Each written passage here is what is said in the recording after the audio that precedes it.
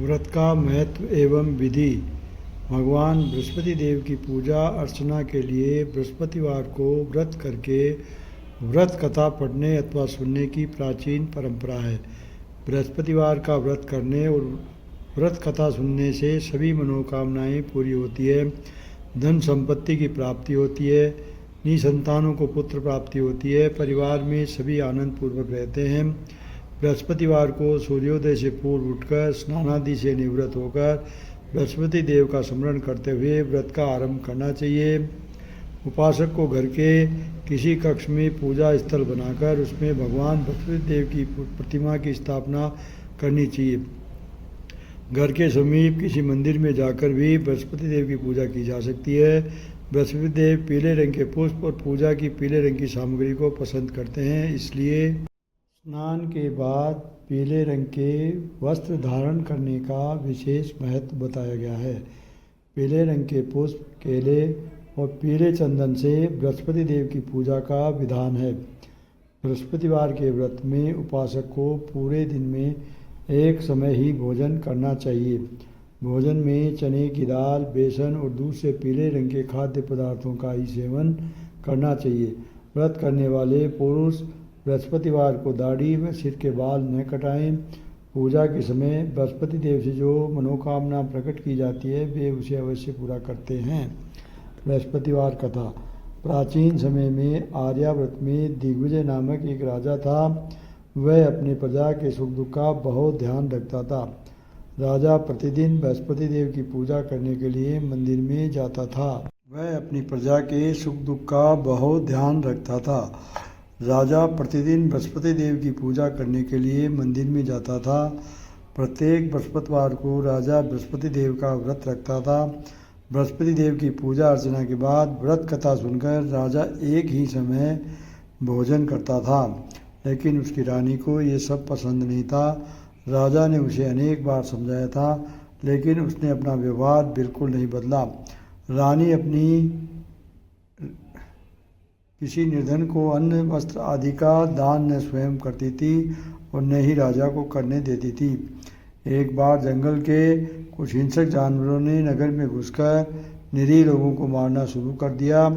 प्रजा के लोगों ने जब राजा दिग्विजय से जंगली जानवरों के उत्पात की शिकायत की तो वह स्वयं उनके शिकार के लिए गया। इधर रानी महल में आनंद से झूला झूल रही थी। उस दिन बृहस्पति देव निर्धन भिक्षुक के रूप में महल के द्वार पर पहुँचे और रानी से भिक्षा मांगी तो वह क्रोध मिश्रित स्वर में बोली, हे भिक्षुक, सुबह से भिक्षा देते देते मैं परेशान हो गई हूँ। लोगों को दान देने के लिए तो मेरे पति ही बहुत हैं। वे हर समय भिक्षुओं को अन्न वस्त्र तथा धन दान करते रहते हैं। उनके इस तरह दान देने से तो मैं बहुत तंग आ चुकी हूँ। इससे तो अच्छा है कि सारा धन समाप्त हो जाए ताकि हम प्रतिदिन दान देने के कष्ट से मुक्त होकर चैन की सांस ले सकें। रानी की बात सुनकर बृहस्पति देव मन ही मन मुस्कुराते हुए बोले, हे रानी, भगवान तुम्हारी यह मनोकामना अवश्य पूरी करेंगे। तुम इस समस्या से छुटकारा पाना चाहती हो तो बृहस्पतिवार को सुबह सूर्योदय से पूर्व मत उठना। जब सूर्य की तेज धूप तुम्हारे बिस्तर पर पहुंच जाए तभी उठना। फिर सारे महल को गोबर से लीपकर सिर से पांव तक स्नान करना। अपने लंबे बालों को अवश्य धोना। राजा से कहना कि वह बृहस्पतिवार को हजामत अवश्य करवाए। राजा को भोजन में मांस मदिरा अवश्य देना। निरंतर 7 बृहस्पतिवार तक ऐसा करने से तुम्हें धन की मुसीबत से अवश्य मुक्ति मिल जाएगी।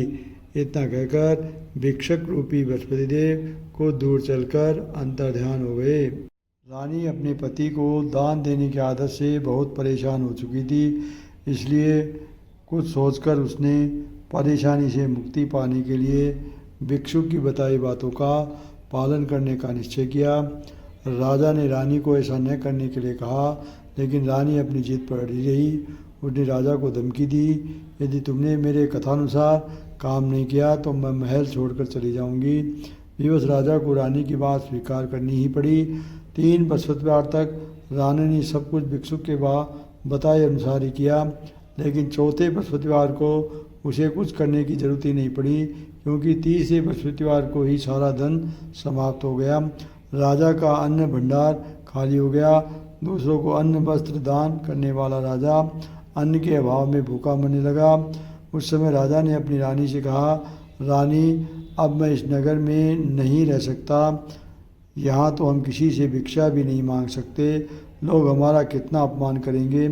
मैं अब परदेश जा रहा हूँ, वहाँ कोई काम धंधा करूँगा, शायद हमारा भाग्य बदल जाए।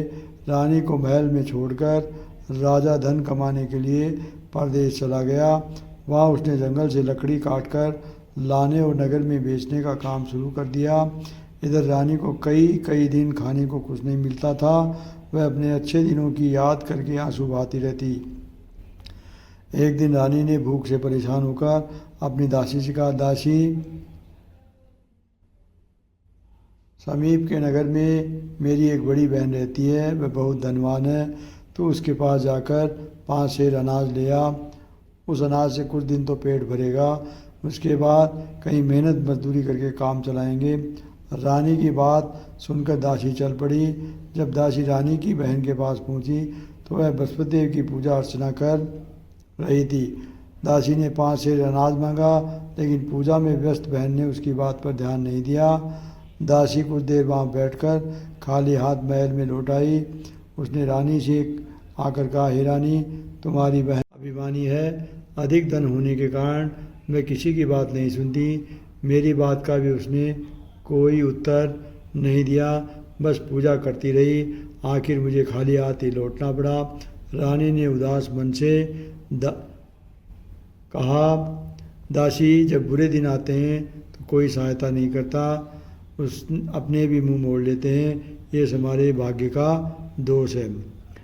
उधर पूजा पाठ के बाद रानी की बहन ने जब दासी की ओर देखा तो वह वहाँ से जा चुकी थी। बहन ने सोचा, अवश्य ही मेरी बहन पर कोई विपत्ति आ पड़ी है, तभी तो उसने दासी को भेजकर 5 सेर अनाज मंगाया है। यह सोचकर मैं घोड़ा गाड़ी में सवार हो रानी से मिलने के लिए चल पड़ी। रानी के महल में पहुंचकर उसने कहा, बहन, मुझे क्षमा करना, जब तुम्हारी दासी आई उस समय मैं बृहस्पति देव की पूजा कर रही थी और पूरी व्रत कथा सुने बिना उठ नहीं सकती थी।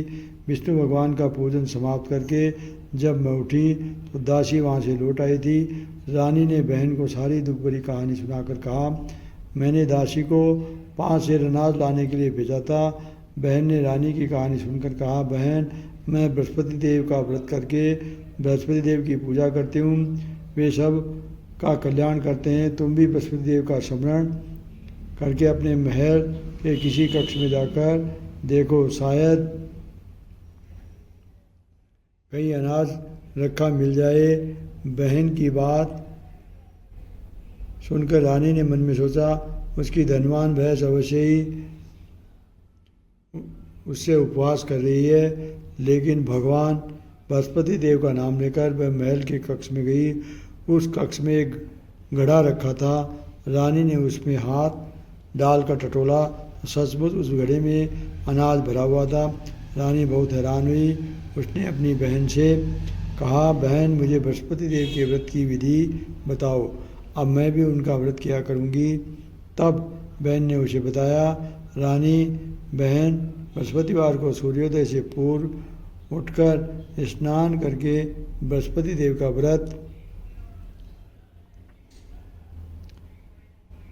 करना चाहिए, लेकिन उस दिन सिर नहीं धोना चाहिए। चने की दाल, मुनक्का या किशमिश लेकर केले के वृक्ष के पास जाकर उसकी जड़ में बृहस्पति देव विष्णु की पूजा करनी चाहिए। घी का दीपक जलाकर रखना चाहिए।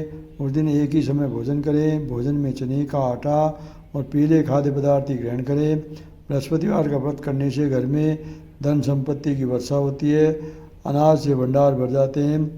इस व्रत को विधिवत करने से निसंतान को पुत्र की प्राप्ति होती है। बहन के वचन सुनकर रानी ने तुरंत ही बृहस्पतिवार के व्रत करने का निश्चय कर लिया। 7वें दिन जब बृहस्पतिवार आया तो रानी ने बृहस्पतिवार का व्रत किया। कहीं से मांगकर उसने चने और गुड़ का प्रबंध किया।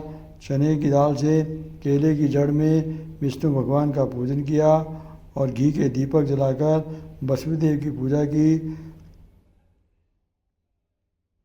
रानी भगवान विष्णु के भोग के लिए पीले अन्न का कहीं से प्रबंध नहीं कर सकी, अतः वह मनी मन परेशान होने लगी। उधर बृहस्पति देव रानी के विधिवत व्रत करने के निर्णय से बहुत प्रसन्न हुए, अतः वह अपना रूप परिवर्तित करके 2 थालियों में पीला भोजन लेकर रानी के घर पहुंचकर बोले, हे राशि, मैं तुम्हारी रानी के लिए व्रत का पीला भोजन लाया हूँ। भोजन देकर वह चले गए। दासी ने रानी से बृहस्पति देव को भोग लगाकर उसे भोजन करने के लिए कहा।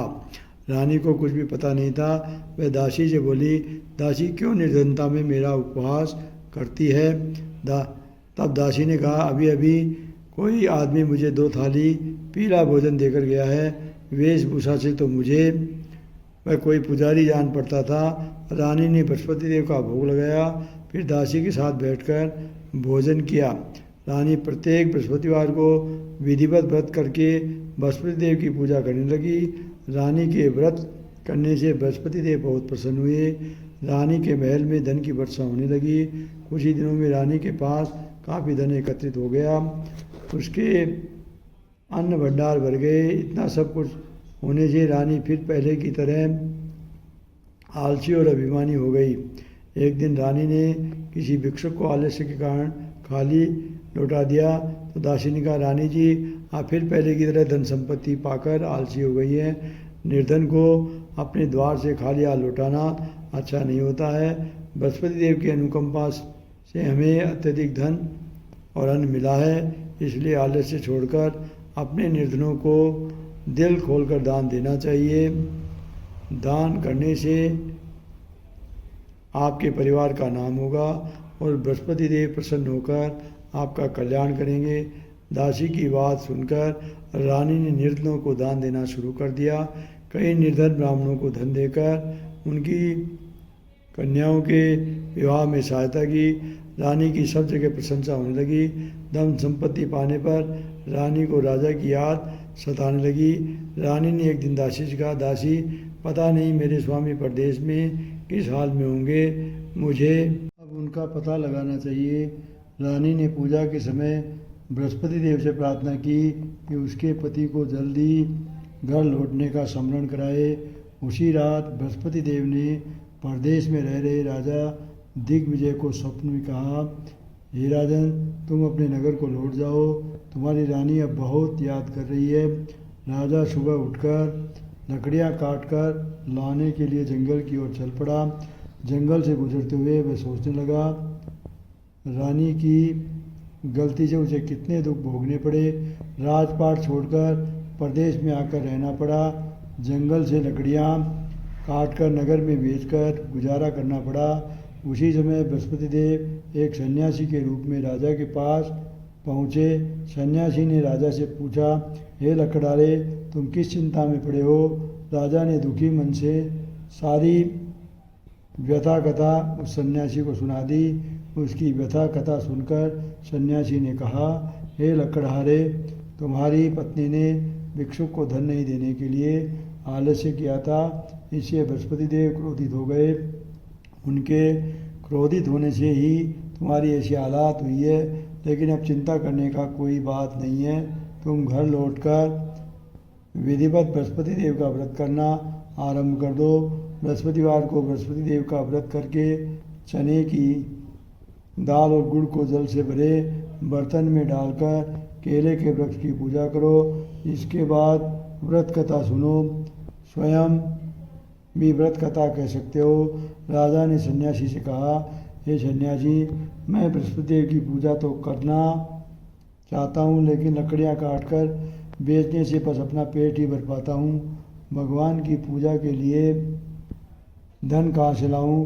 राजा की बात सुनकर सन्यासी ने कहा, बृहस्पति देव का स्मरण कर तुम जंगल में जाकर लकड़ियाँ काटना, फिर उन्हें नगर में ले जाकर बेचना। तुम्हें इतना धन मिल जाएगा कि तुम अपने भोजन के साथ गुड़ और चने भी खरीद सकोगे।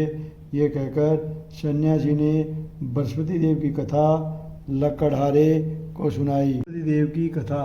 प्राचीन समय में बसंतपुर नगर में एक निर्धन ब्राह्मण रहता था। ब्राह्मण की कोई संतान नहीं थी। उसकी पत्नी बहुत फूहड़ स्त्री थी। वह सुबह काफ़ी धूप निकलने के बाद उठती थी। प्रतिदिन स्नान भी नहीं करती थी। भगवान की पूजा करने की तो कभी सोचती ही नहीं।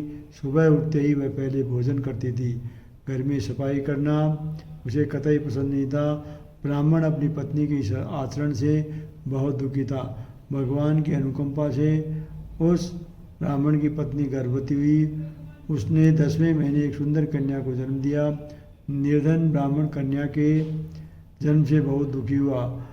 धीरे धीरे ब्राह्मण की कन्या बड़ी होने लगी। बचपन से उस कन्या की रुचि भगवान विष्णु की पूजा में थी।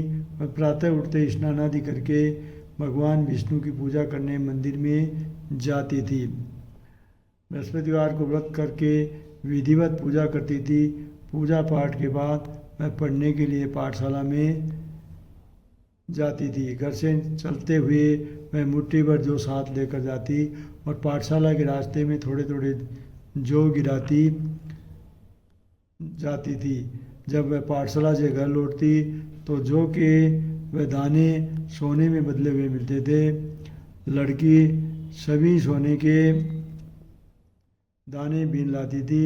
एक दिन जब वह सोने के दानों को साफ कर रही थी तो उसकी माँ ने कहा, बेटी, सोने के दाने साफ करने के लिए सोने का सूप भी होना चाहिए। अगले दिन बृहस्पतिवार था। उसने बृहस्पति देव की पूजा करते हुए प्रार्थना की, हे भगवान, यदि मैंने आपका व्रत विधिवत किया हो तो मुझे सोने का सूप दे दो। बृहस्पति देव ने उसकी मनोकामना पूर्ण करने का वचन दिया। पाठशाला ने लौटते समय उसे रास्ते में सोने का सूप पड़ा हुआ मिला। घर लौटकर सोने का सूप अपनी माँ को दिखाया। वह सोने के दाने साफ करने लगी। उसी समय नगर का राजकुमार उसके घर के सामने से गुजरा। उस सुंदर लड़की को सोने के सूप में जो साफ करते देख राजकुमार उस पर मोहित हो गया। महल से लौटकर राजकुमार ने राजा से उस लड़की से मेरे विवाह करने की इच्छा व्यक्त की। राजा ने ब्राह्मण को महल में बुलाकर राजकुमार से उसकी लड़की के विवाह की बात कही। ब्राह्मण तैयार हो गया। दुल्हन बनकर ब्राह्मण की लड़की महल में चली गई। लड़की के चले जाने के बाद ब्राह्मण फिर निर्धन हो गया। उसे कई दिन भोजन भी नहीं मिलता था। बहुत दुखी होकर ब्राह्मण एक दिन अपनी लड़की के पास गया।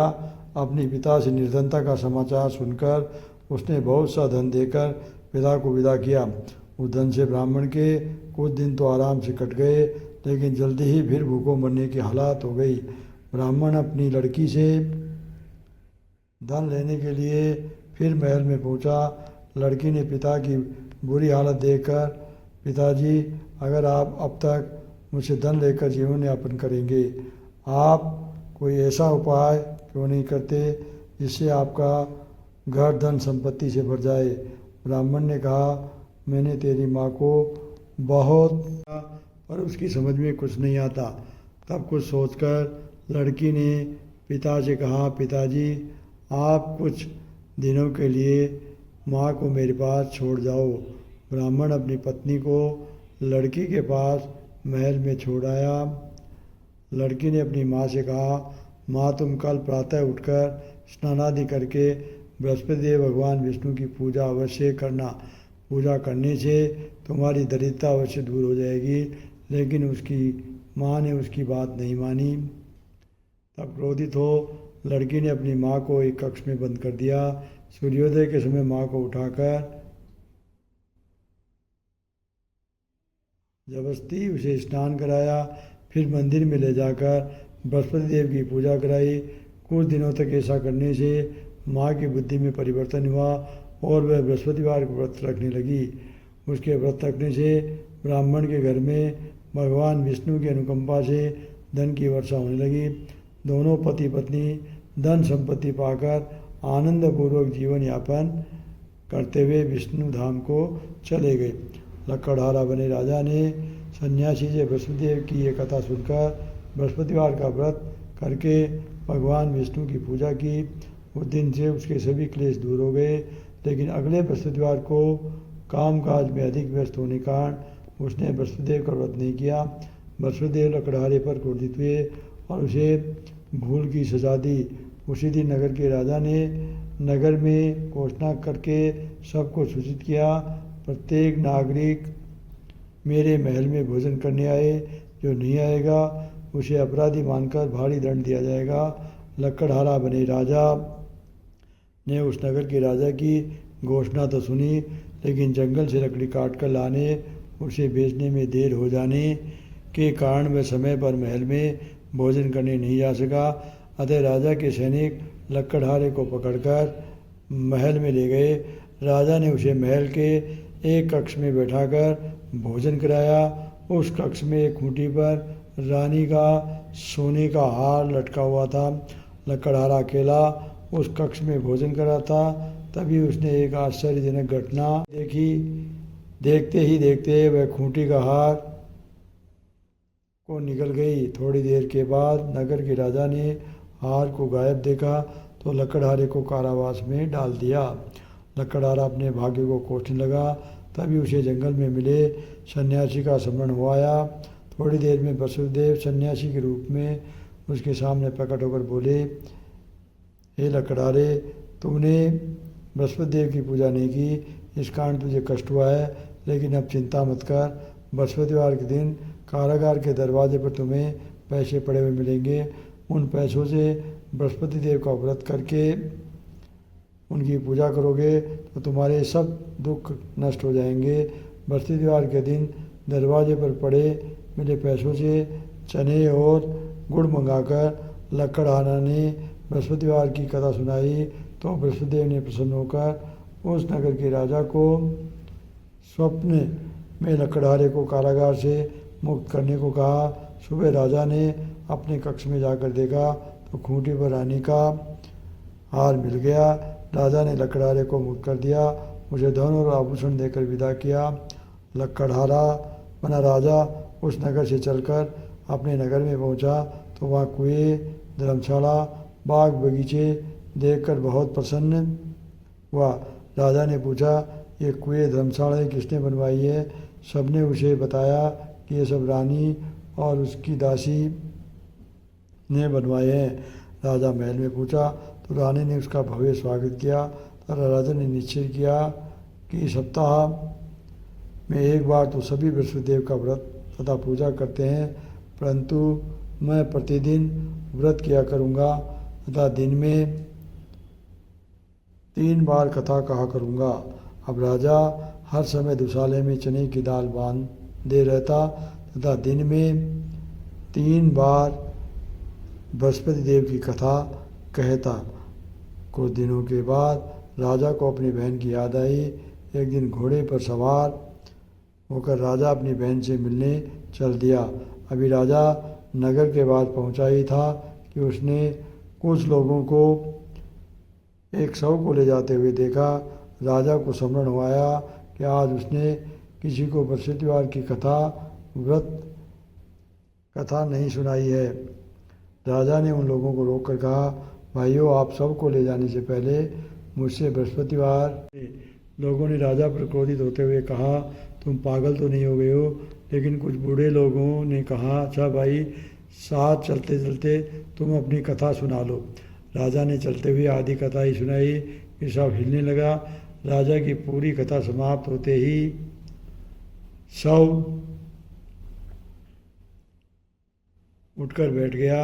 लोगों ने हैरानी से दांतों तले उंगली दबाई और अगले बृहस्पतिवार से भगवान बृहस्पतिदेव का व्रत करने व कथा सुनने का निश्चय कर लिया। घोड़े पर सवार राजा चलते हुए एक किसान के पास पहुंचा। किसान अपने खेत में हल चला रहा था। राजा ने कहा, अरे भाई, मुझसे बृहस्पतिवार की कथा सुन लो। किसान झुंझलाकर बोला, अरे भाई, देख नहीं रहे, जितनी देर तक तुम्हारी कथा सुनूंगा उतनी देर में पूरे खेत में हल चला लूँगा। राजा निराश होकर चलने लगा। तभी किसान के बैल लड़खड़ाकर जमीन पर जा गिरे। किसान के पेट में जोरों का दर्द होने लगा। उस किसान की पत्नी जब खाना लेकर आई तो उसने किसान से इस बारे में पूछा। किसान ने घुड़सवार की पूरी कहानी सुनाई। किसान की पत्नी दौड़ते हुई राजा के पास पहुंचकर हाथ जोड़कर बोली, भैया मैं तुम्हारी कथा सुनने को तैयार हूँ। राजा ने उसके साथ खेत पर पहुंचकर बृहस्पतिवार की कथा सुनाई। तभी बैल उठकर खड़े हो गए। किसान के पेट का दर्द भी तुरंत ठीक हो गया। राजा अपनी बहन के घर पहुंचा तो उसकी बहुत आवभगत हुई। अगले दिन सुबह उठकर राजा ने देखा घर के सभी लोग भोजन कर रहे हैं। किसी भूखे को बृहस्पतिवार की कथा सुनाए बिना राजा भोजन नहीं करता था। उसने बहन से पूछा, बहन क्या घर में कोई ऐसा व्यक्ति है जिसने अभी तक भोजन न किया हो?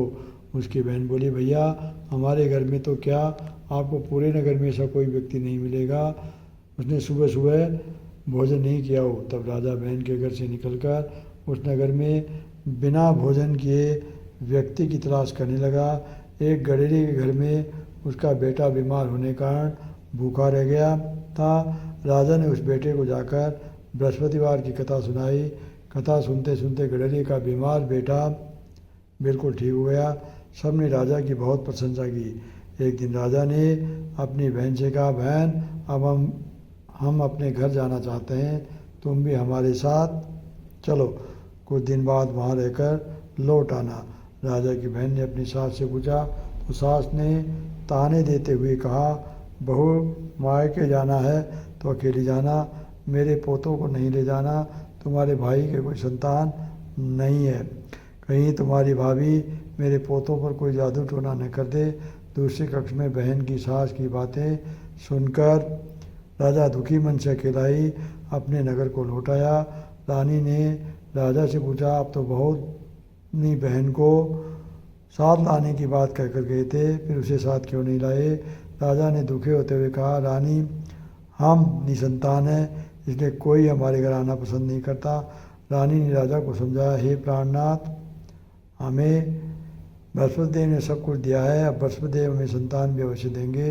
बृहस्पतिवार को विधिवत व्रत करते हुए राजा रानी ने बृहस्पति देव से संतान के लिए प्रार्थना की।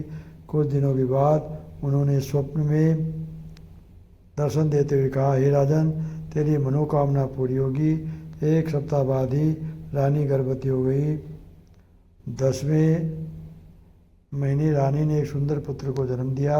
राजा रानी जीवन पर्यंत बृहस्पतिवार का व्रत करते रहे। उनके घर में धन की वर्षा होती रही। आनंदपूर्वक जीवन यापन करते हुए राजा रानी बृहस्पति देव की अनुकंपा से मोक्ष को प्राप्त करके सीधे वैकुंठ धाम पहुंच गए। बृहस्पतिवार को जो स्त्री पुरुष भगवान विधिवत विष्णु की पूजा करते हैं, भगवान उनकी सभी मनोकामनाएं पूरी करते हैं। जय हो बृहस्पति देव महाराज की जय। जय बृहस्पति देवा स्वामी, जय बृहस्पति देवा, जिन जिन भोग लगाऊं कदली फल में। ओम जय बृहस्पति देवा, तुम पूरण भरे माध्य मधु में अंतरयामी, स्वामी तुम अंतरयामी। जगद पिता जगदीश, जगद पिता जगदीश्वर, तुम सबके स्वामी। ओम जय बृहस्पति देवा, चरणाम निज निरिम, सब बाधक हरिदास, स्वामी सब बाधक सकल मनोरथ दायक, सकल मनोरथ के कृपा करो वरदा। ओम जय बृहस्पति देव, धन मन धन हरे बणे, जो जन शरण बड़े हो स्वामी, जो जन शरण। प्रभु प्रकटित योग, प्रभु प्रकटित योग, करे आ करे द्वार कर। ओम जय बृहस्पति दीन दयाल दयानिधि, भक्तन हितकार, स्वामी भक्तन हितकार। पाप दोष सब हरि नाम, पाप दोष सब भवे बंधनहारी ओम जय बृहस्पति सकल मनोरथिदायक जपे संशयार स्वामी जपे संशयारी विदय विकार मिटाओ विदय विकार मिटाओ संतन दुखकारी ओम जय बृहस्पति योगो ही आरती तेरी प्रेम सहित गावे स्वामी प्रेम सहित जेठानंद आनंद कर सो निश्चय ओम जय बृहस्पति देवा।